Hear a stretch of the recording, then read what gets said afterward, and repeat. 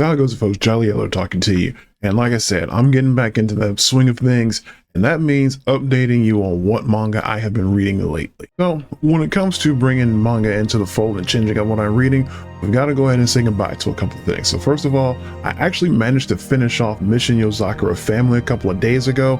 It's only about 258 chapters, so it took me a while to read it, but it's more of me reading, gorging on a bunch of chapters and then taking a break from a couple of months. But it took a while to get through it. Finally finished it. It is good spy, family-oriented action, and there's just a lot going on there. I enjoyed reading it. I think you might be worth checking it out. It's only about, like I said, 258 chapters, well worth the read. Another series that I managed to finish off is I Tell C, and this one's actually pretty odd and eccentric. It's about this division of the police that stars a female detective. You see her sitting up front there on the cover, in which she manages to get into the heads of all the criminals that they're going after, but she does it by completely falling in love with them and wanting to devote her life to them. But she does that and she ends up unraveling everything about them to the point where she can almost predict what they're going to do. Weird read. It's only 22 chapters, crime drama, but with a weird twist. Let's move on to the things that we are currently reading. So one of the current reads I've got going on is Wild Strawberry. The brief synopsis of this is, suddenly, years ago, these man-eating plants sprang to life in Japan. One massive mother plant, and also these man-eating plants are known as jinka. So they rose up, they started attacking people, literally consuming them, and they have like a parasitic relationship. They'll, root into a person and slowly consume them, slowly consume their nutrients, and then that person mutates into a full-blown jinka, and then they have to be eliminated. So this one is about 50 chapters or so. I'm currently caught up to what's available on the Viz app, by the way.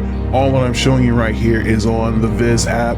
So you can go and read Viz and Shonen Jump together. It's like $3 a month. So if you need an electronic way to read manga, I would say Viz. But anyway, Wild Strawberry is an interesting twist there with the plant life and kind of creepy look there. You see how the plant is like manifesting from her eye. It's a thing. So for those of you that recognize that artwork, this is Mao, series by the creator of Inuyasha and Ranma 1/2, Rumiko Takahashi. This is one that I actually picked up as a recommendation a few years ago, and I finally got around to starting it up a couple of days ago. As I think word on the vine is it's getting animated. I believe Hellavation was talking about that. But yeah, so far I'm only about 5 or 6 chapters into it, but I'm liking what I'm reading so far. And if you're familiar with other works by Takahashi, this falls right in line with it, complete with the girl that's moving between different time periods, dimensional spaces, if you want to call it like that. So Mao by Rumiko Takahashi, I'm sure people are going to enjoy it. It's up to about 285 chapters right now. Okay, so this last one here, this one is not on the Shonen Jump Viz Media. I'm just going to be honest with you, I had to go to other sources in order to find it. This is Kowloon Generic Romance.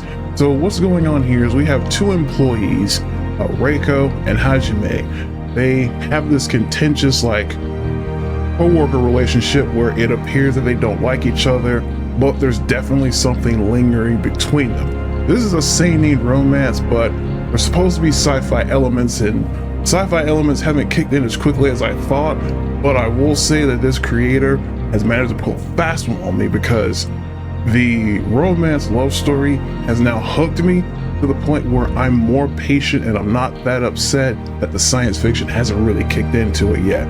So my understanding here is it got an anime 13 episodes, and I believe it is also getting a live action adaptation movie. So Kowloon Generic Romance, I had to get that one on the high seas. So there you have it. Those are the main things that I'm reading these days. What manga are you reading? Maybe you can give some recommendations. You might put me up to something I haven't heard of. I'm willing to try a lot of different stuff. You folks have a good one. Jolly Yellow out.